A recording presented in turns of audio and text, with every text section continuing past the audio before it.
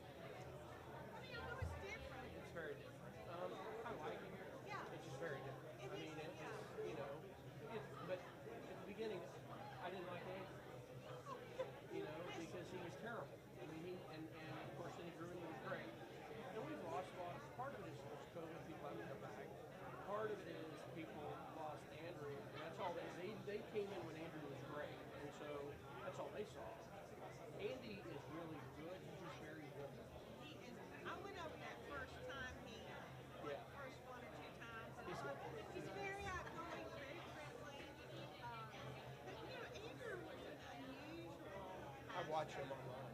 You do? Yeah. All right, I think we are.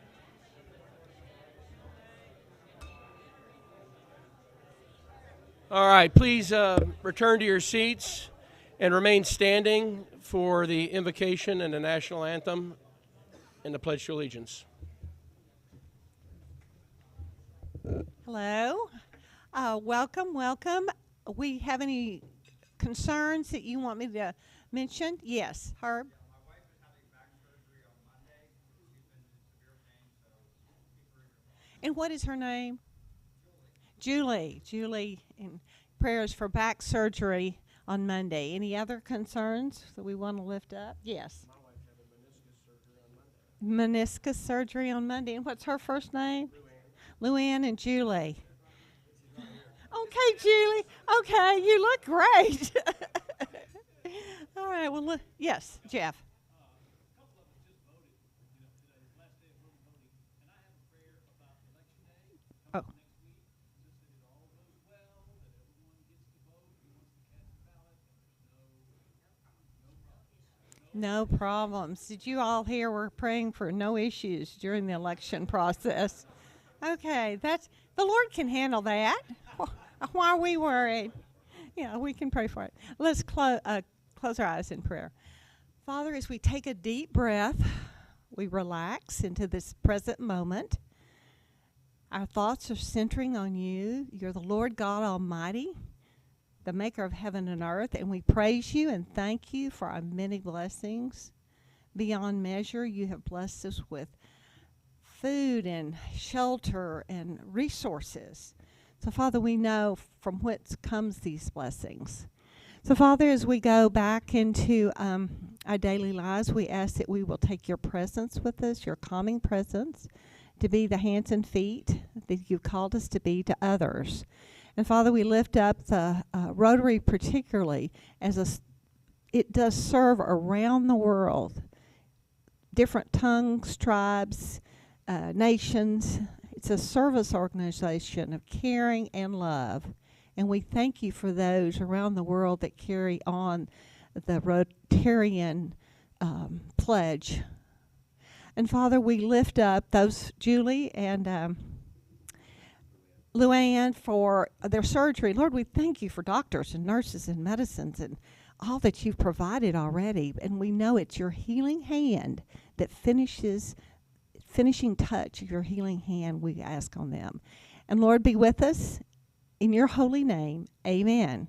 And now let's have the pledge. I pledge allegiance to the flag of the United States of America and to the republic for which it stands, one nation under God, indivisible, with liberty and justice for all.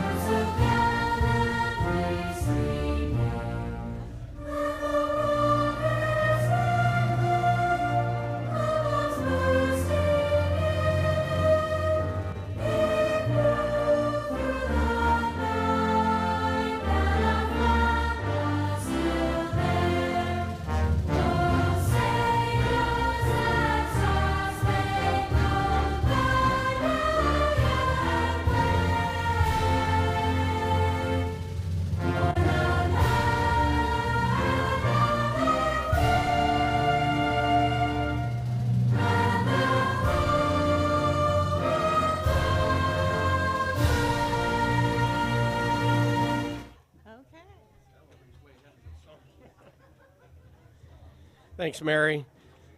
All right, it's that time to share what we might be happy about. Richard, I don't see the container. All right, here's a mic. Anybody want to get any good news they want to share?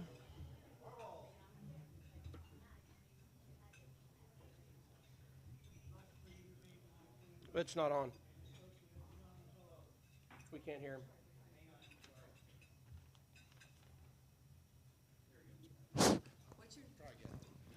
I'd like for you to meet a friend of many years and an associate, John Tolan.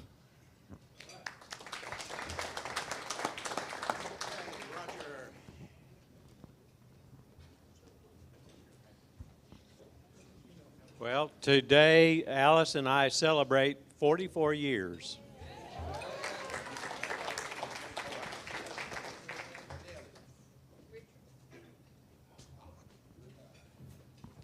This is my guest who does not want me to introduce her. So, this is Mary Hodge. It's her second visit.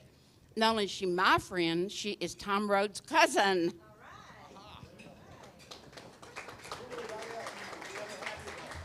Any other happy news? All right, if not, we're going to introduce our guests. So if you are a guest today, please stand and be introduced. Luann? You're a guest.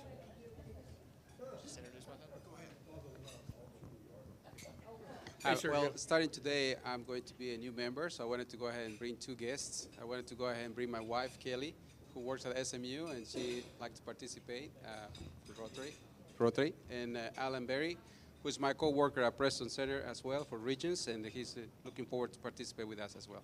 Great. Welcome. All right. And over here is Mark Romack. He's a good friend of mine, and he and his family own an IT or a staffing business for IT and nursing. Thanks for being here, Mark. And then Scott, our speaker, will introduce his two guests. Thank you guys for having us. My dad, Bo Sexton, I followed him into the food business. We'll talk about that in a minute. And then my brother-in-law, Eric Nelson. So they came out to support, and we at least have two people that'll understand the speech. So that's good news for me. And this is my lovely bride, Luann. Thank you for coming. I actually have a guest over in the corner. If you'd stand up, if you could make your way over there eventually, okay? He was standing in line in front of me voting just about 20 minutes ago, and I invited him to Rotary, and he's over there. So all right, great. I'm going to have him introduce himself.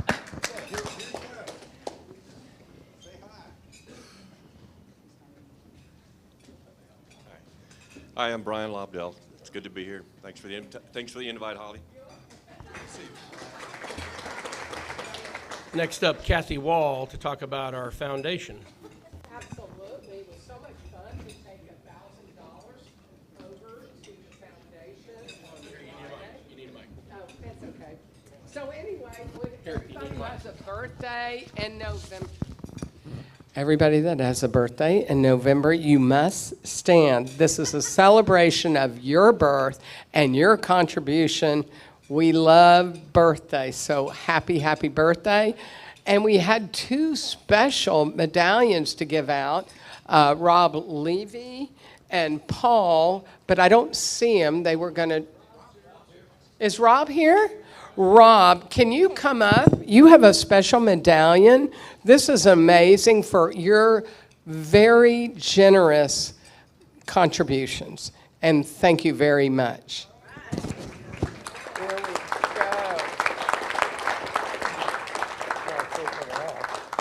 There we go. Well, wait a minute, let's make this look official here, like y'all are happy about it. There you go. Thank you so much. Whoops. All right, thank you. Mark Kasher is up to tell us about this week's Marketplace Advertiser.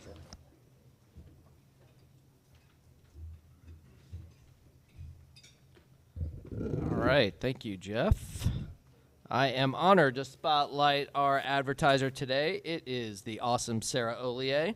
She's a board-certified estate planning attorney and probate attorney at her own firm, the OLIAI Law Firm. She creates wills, trusts, powers of attorney, and family limited partnerships. She enjoys getting to know her estate planning clients, and she's done a great job with some of my clients that have worked with her. SARAH also probates wills, advises trustees on trust administration, handles guardianships, and creates special needs plans.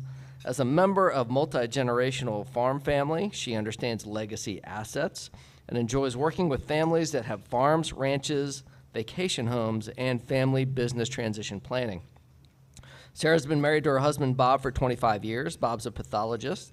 They have two kids, Evan, who's studying computer science and cybersecurity at A&M, and Sophia is a neurobiology major, pre-med at the University of Wisconsin. She and Bob are currently enjoying their empty nest status, and they are. So who needs an estate plan? Sarah's answer is everyone, but if you're going through any of the following, be sure to give her a call. If you're newly married or had kids recently, and blended families, or if you have any special needs kids, looking at retirement in the next 10 years, or if you've got an older estate plan, if you answered yes to any of those, or if you have any other issues that are estate planning related, be sure to give Sarah a call. She does so much for the club, so let's thank Sarah for sponsoring the Hub. Okay, next up is Valerie Pelan to introduce our new member.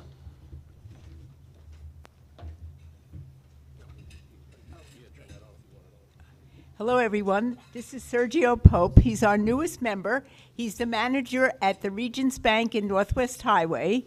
So give Sergio a big, warm welcome.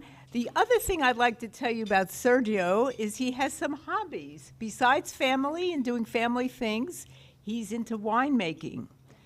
And if anybody's a chess player, here's your friend. So let's welcome Sergio. He was sponsored by Happy Franklin. Thank you. Sergio, welcome for coming here today. We're glad you're a new member of our club. This is your new member kit.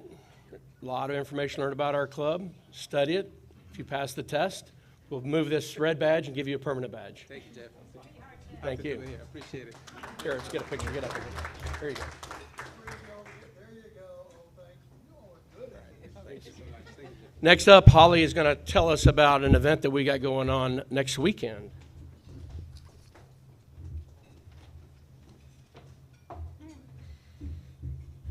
It would take me a better part of the rest of this hour to explain to you all the hassles and problems and hurdles we've had to get through, but it's finally happening. The Foot Care Clinic for the Homeless. Next Saturday, I need volunteers. That's the last hurdle I have to get over. Please sign up. You got an invite on Wednesday. You'll get another one on Monday. I need to fill all of these spots. We need you desperately to come to the Austin Street Center. We're going to serve 150 homeless people with almost a biblical feeling foot spa. You don't have to touch feet, I promise. Okay, we have nursing students to help with all of that. And if you know any nursing students or nurses or medical assistants that would like to volunteer, they are welcome to volunteer. The volunteers are open to anyone. So we also need more volunteers in that respect. So they're gonna get a foot health check. They're gonna get a foot care packet, new socks, 150 pairs of new socks I finally acquired, and 150 pairs of new shoes. So we're gonna go be Santa Claus at the Austin Street Center next Saturday, and I'm so thrilled. I hope you can join. It's a wonderful event, and it feels amazing to be able to help those that need it most with their main source of transportation, which is their feet. Thank you.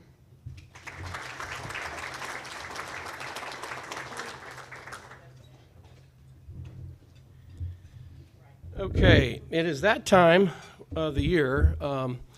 So Happy led our nominating team to find a new slate of offers for 2022-23 session, and I'm very pleased with the list that we're going to present to you today. And next week they'll be presented again and open up for any nominations that someone thinks would be better. But if not, we'll close out nomination next Friday, and then on December the 2nd, we will vote on the new slate. So the new slate, proposed slate is President Jeff Sheehan, President-elect Nolan Duck, Vice President Sarah Oliai, Secretary Pat Martin, Treasurer Mark KASHAR, Sergeant at Arms Van Oliver, Parliamentarian J.R. Priestman. There are 7 directors: John Brown, Jen Hammond, Eric Harrison, Mark Neese, Susan Glenn, Holly Hollenbeck, Tommy Kauser. Director at large will be Richard Stanford, and at that time, the immediate past president would be me, Jeff McNaughton. All right, so a list of things coming up. As she said, we've got next Saturday is the Foot Care Clinic for the Homeless. It'll be the first time we've done it. We're really excited. That is a result of our strategic planning sessions that we did back in February, and a ton of work that Holly has done. I want to give her a hand because I've been in the background. It's amazing. So next Friday, there is a tour of the Meadows Museum. For those interested, it's $11. The following, that Saturday, November 19th, another part of the strategic planning was we do this wonderful thing providing dentistry for people who can't afford it themselves at the Agape Medical Clinic. We always do that in the spring. It started as Dentistry with the Heart because it's around Valentine's Day. And this year we came up with, well, why don't we do a second? So we are now doing a second one. We're doing one in the fall. We're also going to do it again in the spring. And so the one that's going to happen will be Saturday, November the 19th. There will be a few spots to help with that, and you'll see a registration. Also, tree lighting. As you know, it's coming up. It's always on the Sunday before Thanksgiving.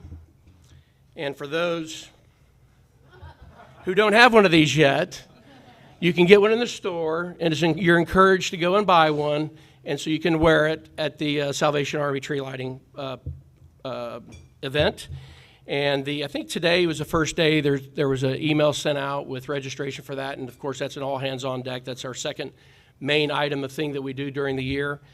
So we're real excited about that. So look for that and sign up. Scottish Rite popcorn packing. As we said before, this is a busy time. That following Thursday will be popcorn packing at the Scottish Rite Hospital. It is their main fundraiser for the year. It's a great event. Sometime probably next week, the invitation to sign up for that will be in your email. And then the annual club meeting will be Friday, December the 2nd, which we will vote on the new slate of officers. December the 3rd, one more event, the Salvation Army Distribution Center. So you know we do Angel Tree and we collect all these gifts. If you ever wanted to know where they go, show up for this event. Sign up. We get all the packages and we relocate them to regional areas within their warehouse so that they can be shipped to the area to get to those that need it. And then the big event will be our holiday party and also CC Colley's 100th birthday celebration Thursday, December the 15th at Lakewood Country Club. So at this time, it's time for our raffle.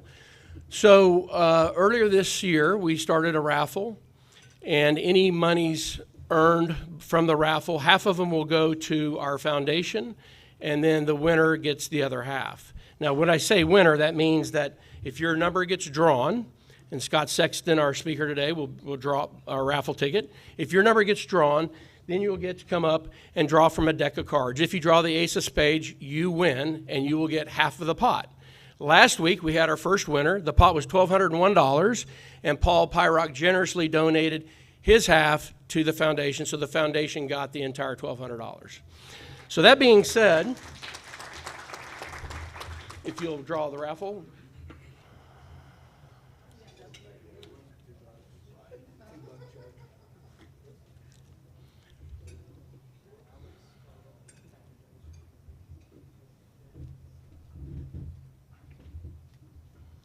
The last four numbers are 4574. And my wife won. I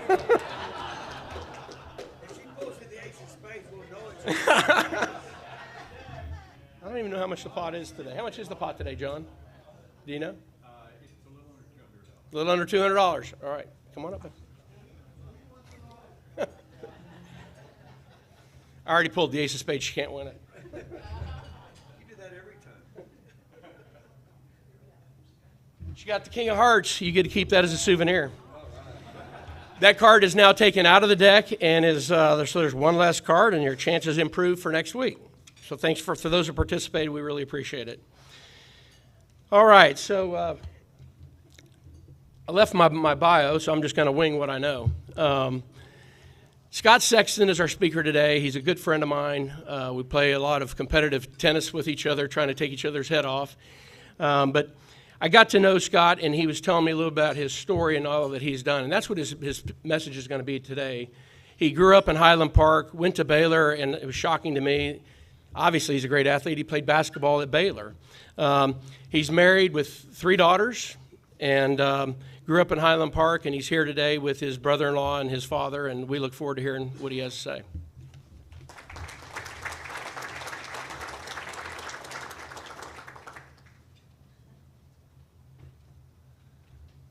So thank you, Jeff. And Jeff is a very good tennis player for those that don't know. And also Mark Romack, who is here.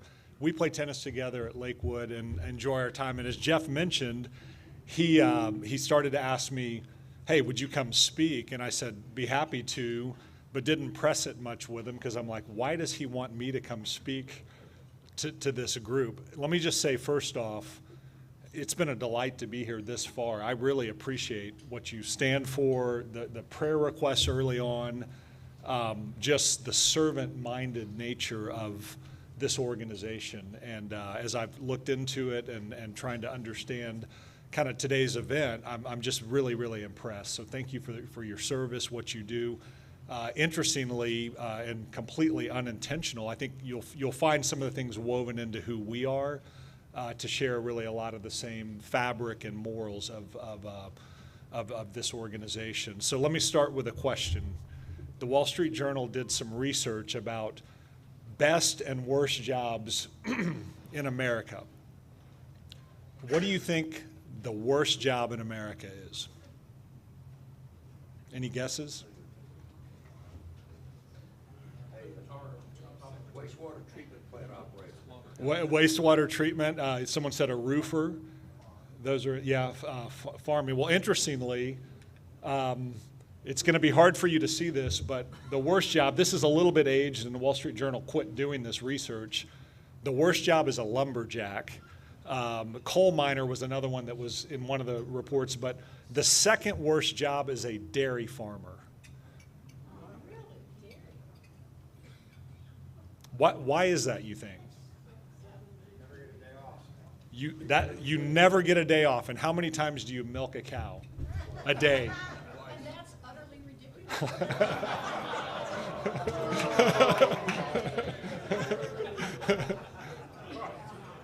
So Eric Nelson, my brother-in-law who works with me at what was dairy.com, now EverAg, will walk through that journey.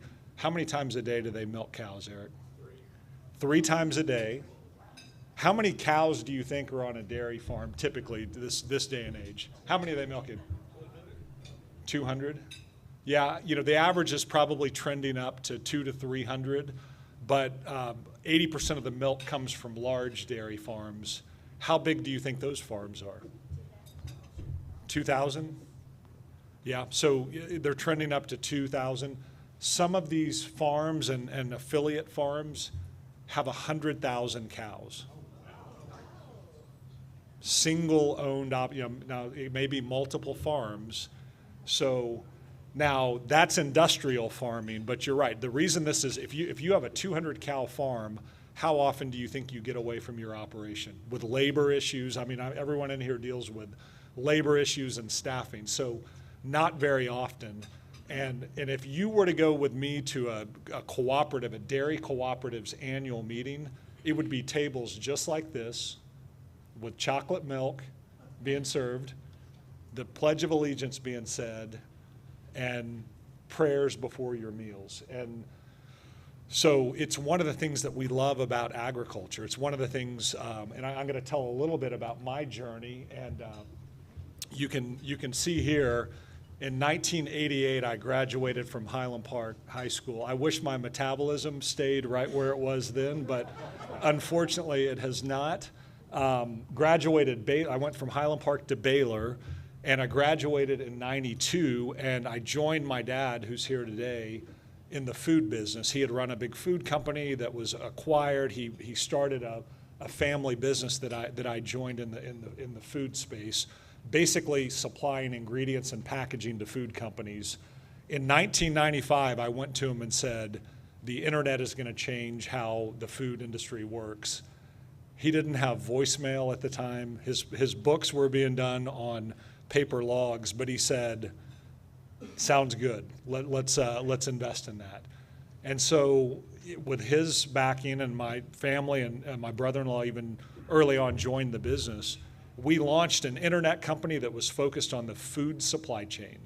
And that was the inception of what in 2000 turned into a venture called dairy.com. We grew that venture over about a 20-year period. We were named to the Deloitte Fast 500, the Inc. 5000, one of the best places to work in Dallas. So we've built out a foundation solely focused on the dairy industry.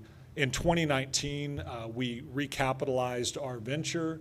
We brought in an outside investor.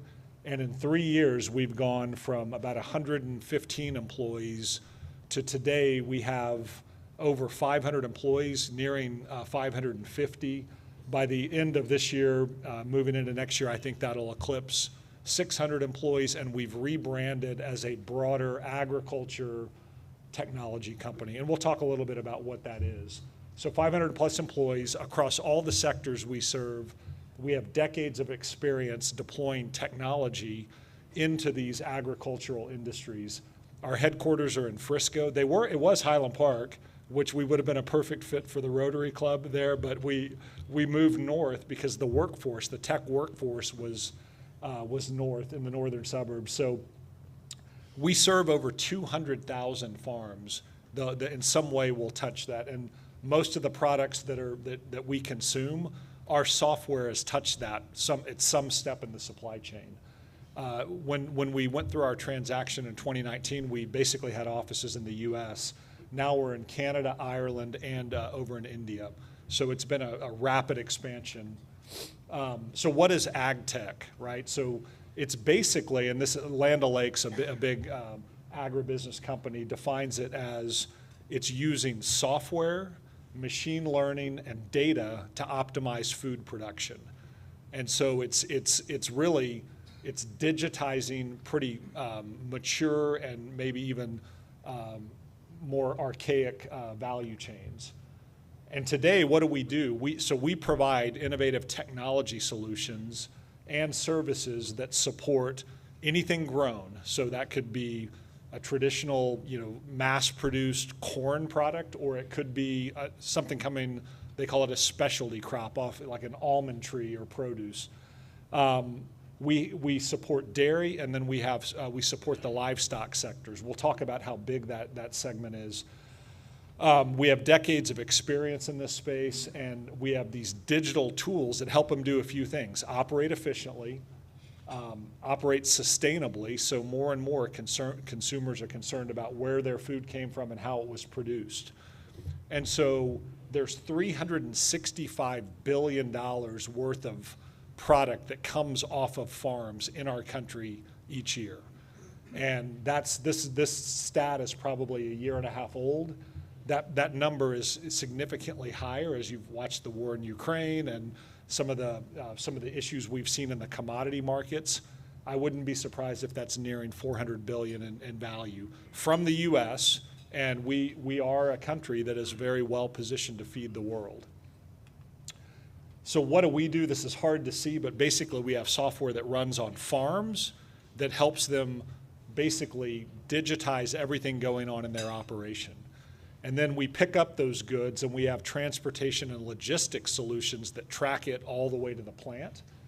And then once it gets to the plant, we have tools that help them procure those commodities and turn it into the food that's on your table today.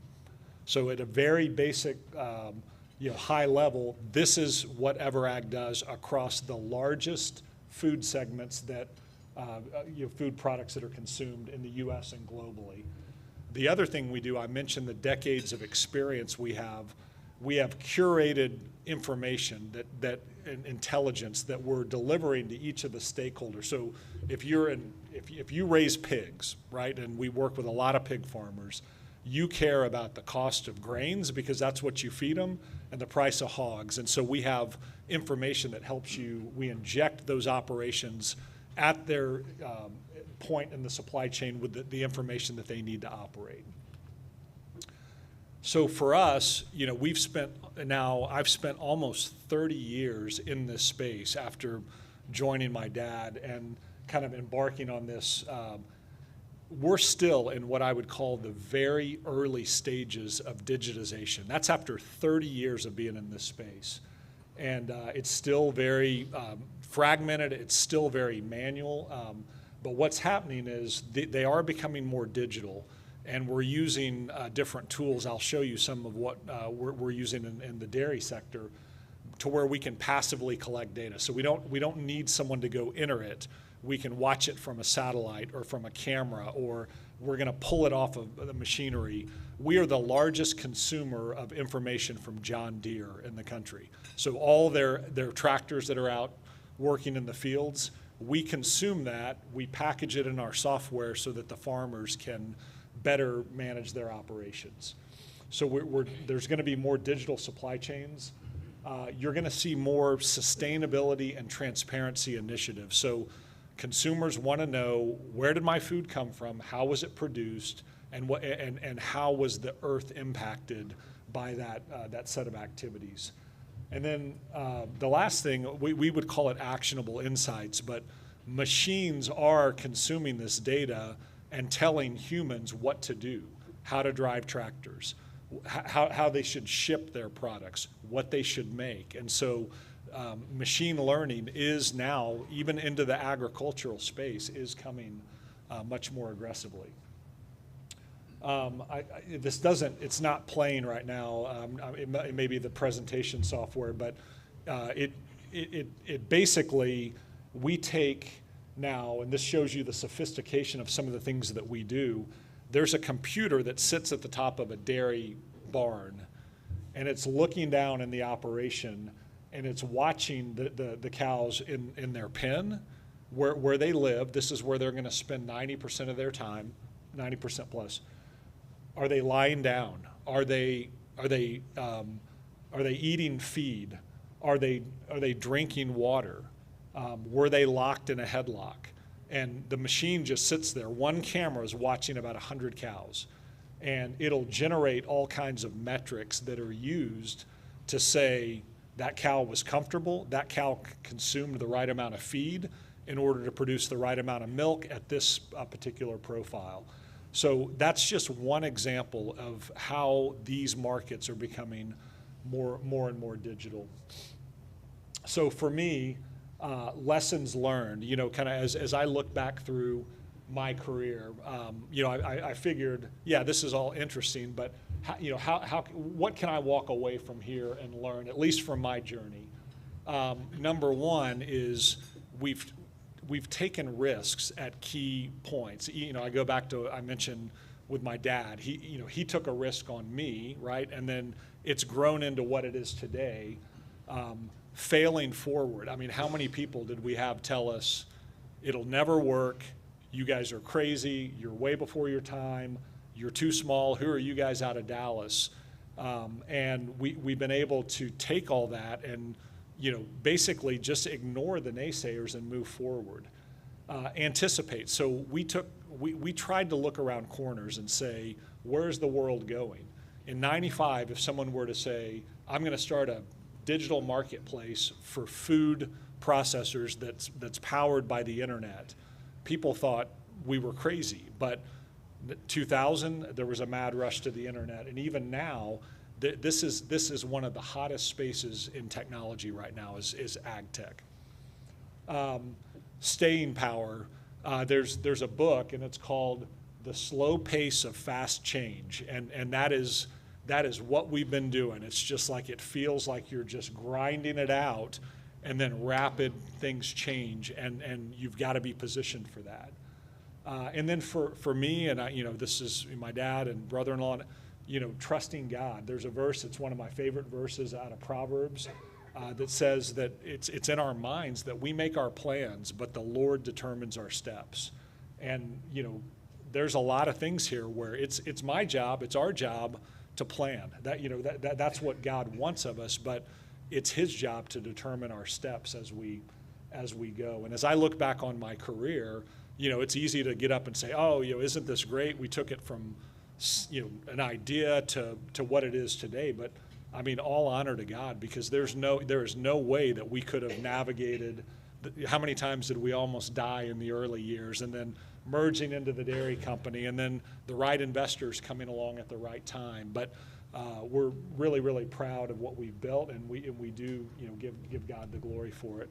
And then, you know, this is one of my, just as I think about who we are, what we do, you know, and I mentioned even the kind of the ethos in this room, we feel so blessed to be part of an industry. And you look in Psalm 104, it says, you cause the grass to grow for the livestock and plants for man to cultivate, that he may bring forth food from the earth and wine to gladden the heart of man, oil to make his face shine, and bread to strengthen man's heart. And our mission statement is empowering supply chains to feed a growing world. And empowering isn't, hey, we're out front. It is, we're behind the scenes. But the work that's being done, we talked about those dairy farmers. If you were to sit next to one of them, they feed thousands and thousands, each of those individual, you know, family farms. And we feel it to be a privilege to be part of this and helping them navigate, pioneering out in front of them. But you know, I just couldn't be more thankful to be in an industry that you know, that really feeds the world, and that is part of, you know, who we are and our mission. So, Jeff, I have no idea if this is what you wanted, but certainly this is a. I'll do the mic around for questions. Yeah. Okay. Let's see. Where's it? Okay, got one from Scurry. Thanks, very interesting, and congratulations on the progress. What is your opinion generally, I'm not looking for a scientific answer necessarily, but a general opinion of the holistic grazing? Alan Savory's famous for advocating this. It's supposedly successful in Africa and some places in the southeast. Also applying some of that idea of getting a more natural biome, which can sequester more carbon in the earth. It seems like our farming techniques in the past have been chemical fertilizers, kind of depleting soils, and you don't have as much carbon content in the microbes and in the actual biome on the soil. So you probably couldn't see it on the slide about where the world is going, but ESG, so environmental, social, and governance. The sustainability piece of that is huge. You know, how our Earth is being impacted is huge, and so there's a balance, right, between mass production and being able to operate at scale and at food prices that work, and what you're calling regenerative ag, and that would mean, and there's a great documentary, I think it's called Kiss the Earth. You may, have you seen that on, yeah, it's called Kiss the Earth. If you want to learn about what regenerative ag is, it's a fascinating documentary where they took you probably remember that piece of land that was dry and arid, and what it means is you're going to take animals and crops and they're going to graze, and then manure and other activities are going to take really a dry and barren plot of land and turn it into fertile land to be able to harvest off of, and that's called regenerative ag. So you're allowing basically natural processes to, you know, versus industrial farming, which is what you're referring to. So it's going to be, it won't happen overnight.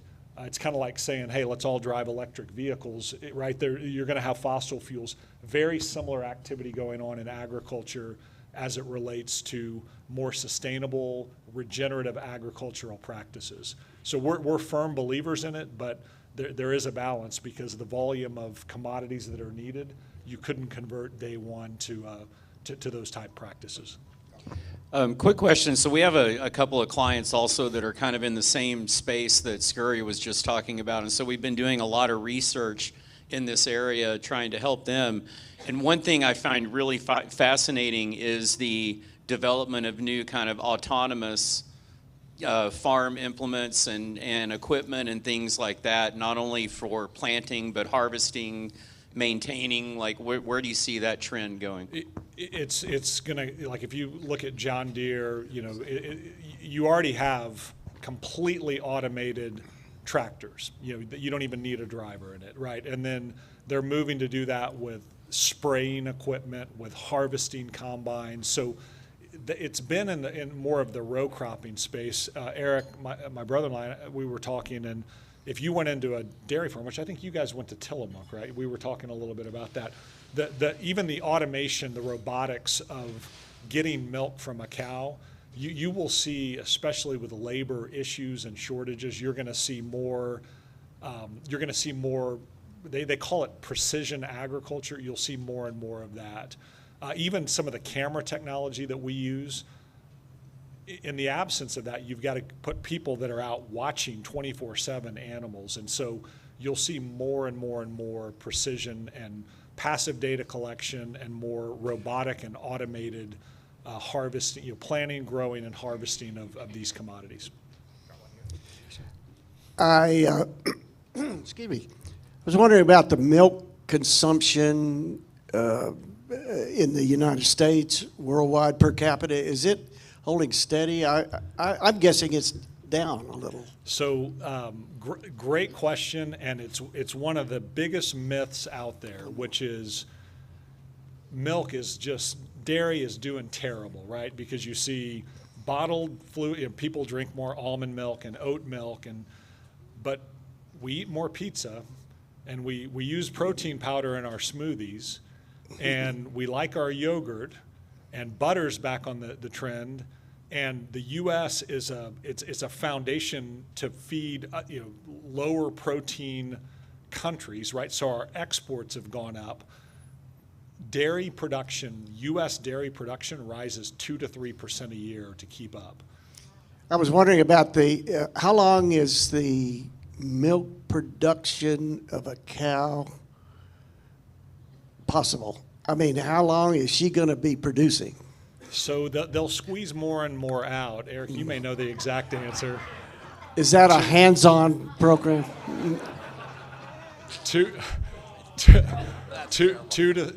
Probably you'll get 2 to 3 birthing cycles before you know you start to replace the herd. I can get you a good graphic on the actual life cycle of milk production. Timeline, excuse me. Yeah. So I was reading an article about stress, and they brought up that in Holland, with the pig production there, which is very big. It feeds Europe ham. They found when the pigs are less stressed, that goes to your cow diagram there, that the ham tastes better. And so I wondered if that equated to the milk production. If the cows are happier, they make more milk. No, well, a couple things. Number one, that is true. The stress of an animal right before slaughter determines kind of the end product. In dairy, undoubtedly, like you think about it today, where is most of the milk production? Any guesses? Where would most of the milk production happen? California's number one, Wisconsin number two. Where do you think the highest growth is right now as far as where milk is being produced? So Texas, New Mexico, Idaho, so high desert, right? So and why is that? And where is it depleting the most? Any guesses? Well, people are leaving California, so but they're still the number one milk producing state. So the Southeast, it's milk deficit because the humidity. The cows hate, just like we don't like humidity, cows don't like humidity. Their milk production is less, so they move milk production, even if they have to ship it into the Southeast. They'd rather ship it in and have higher milk production off the farm. So cow comfort's very important. Scott, my question is about the threats to the supply chain of food. I'm speaking more like to the grains and such. We know what's happening in Ukraine, the breadbasket of the world. But what are other major threats? Clearly environmental, because of water supplies and things. And you mentioned how they're shifting in production areas in the States here, at least. It's a great question. So, and by the way, apparently Russia reopened kind of their wheat exports, and then the markets dropped overnight, and so it's super volatile globally. I think you've got a lot of younger generation that doesn't really want to get into farming because why? You got to milk cows 3 times a day or manage huge operations. So I think you've got a younger generation that isn't necessarily coming in as aggressively. There's labor issues, right? People don't really want to do that kind of work on the farm. So you have some just inherent labor-related and succession-related issues, but I would say more of the global and geopolitical stuff that you're mentioning is a bigger threat.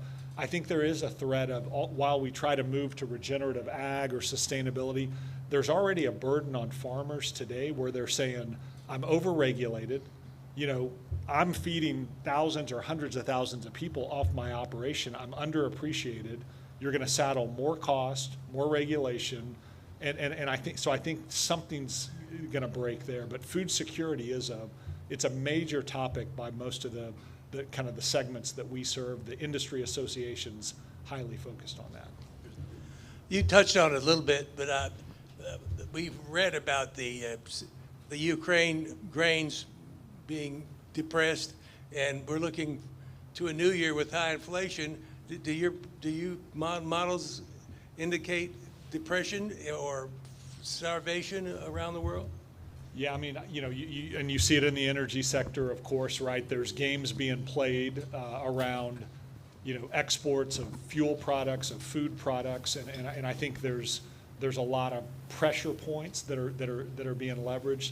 It hasn't impacted us in the U.S. as much, but I think just like our high inflation has ripple effects into other countries, the U.S. for now has been able to really take care of things.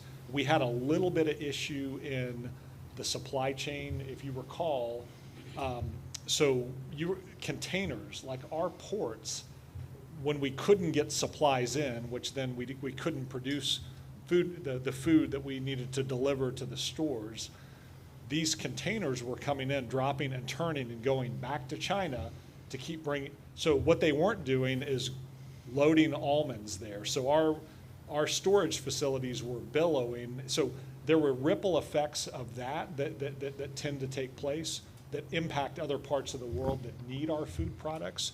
But they have tried to smooth through some of those. But I think that's going to be our bigger threat, is just global tensions, and then the ripple effect of some of the inflationary issues we're dealing with today. Metastasis, or what is it called? The bacterial contamination. Oh, the mastitis. Mastitis is a significant problem in milk production. Is there a way your technology can detect this, especially on large farms, or does that require a serological test, blood test? Yeah, so there have been a bunch of different groups that have tried to solve, kind of preclinical mastitis. That, how do we catch it before it happens? That has not been cracked just yet. But I was on a call probably within the last week and a half of computer vision technology that is sitting at the level as the Rotary barn, these Rotary stalls come around milking cows, that they're trying to detect mastitis earlier to prevent, and it's significant dollars. Absolutely. Okay. No. Yeah. Would love to visit with you. Didn't expect that from the HP Rotary meeting. How does hydroponics figure into ag of the future? Oh, sorry. Yeah, I would love to say that I knew much about that, but unfortunately, yeah, it's not my level of expertise. Yeah. You got to use the microphone. You're going to get in trouble. So you gave examples of how your technology is used in the dairy, Mm-hmm. and I know since you've done some mergers and whatnot, you're expanding to other areas of agriculture. Can you give us some examples of how your technology is being used in some of those other ag industries? Yeah, so I mentioned we're the largest consumer of John Deere information. So we're taking, there's 200,000 row crop type farmers, not regenerative like was mentioned over here, but really industrial scale operations. So all of their equipment is feeding us data. The satellite is feeding us data.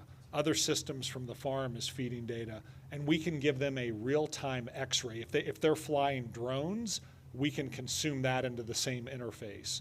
And so all of that data together gives them a snapshot of how is it growing? Mid-harvest, how are we doing? Is it growing to the right height that we want? Are we dealing with low spots in the land that are not going to be as profitable? So if I showed you kind of a demo of what's being pulled in and what's being generated from that, if I draw a field boundary, I can tell you almost everything about it. Does that include rice and soybean farming? It does. Of course, rice is not row crop, but Yes. per se. Yeah. But I mean, the information you can get off of John Deere is amazing. It is. It is. And often not shared with the farmer. Correct. Which makes what you're doing very, I would imagine, very appealing to the farmer. It is. Yep. And we do work with the partners that interact with the farmers, but you're right. And they generate it. They just don't know what to do with it. Our job is to help them know what to do with it.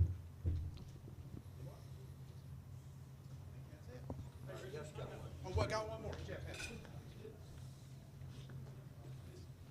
Scott, thank you for being here. I don't know if you can speak to this. Free-range eggs, okay? So my daughter believes we need to be buying free-range eggs so the chickens can roam. Yeah. So my question is, it's not just about egg farming, it's about all of agriculture.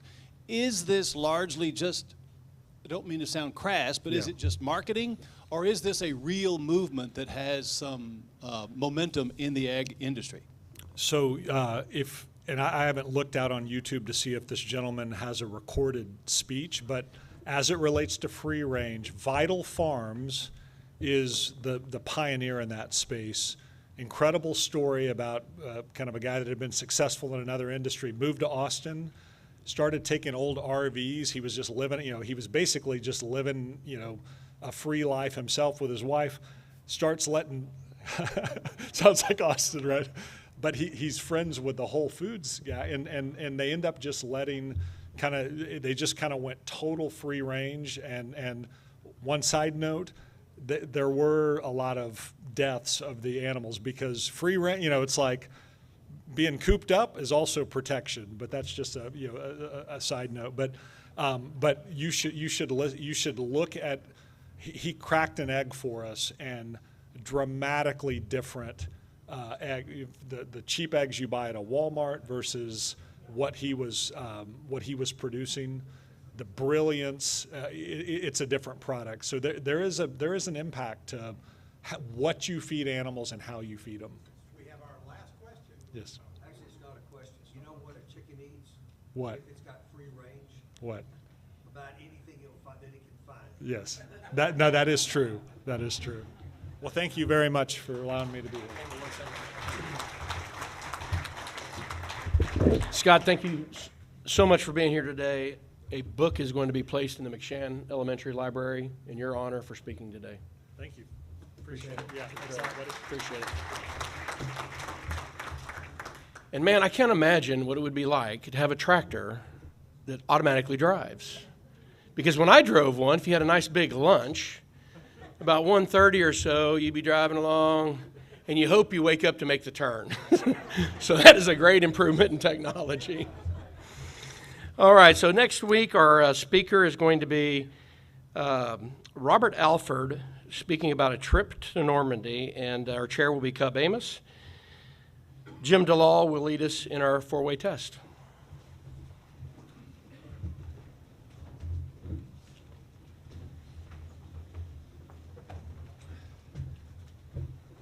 Hello?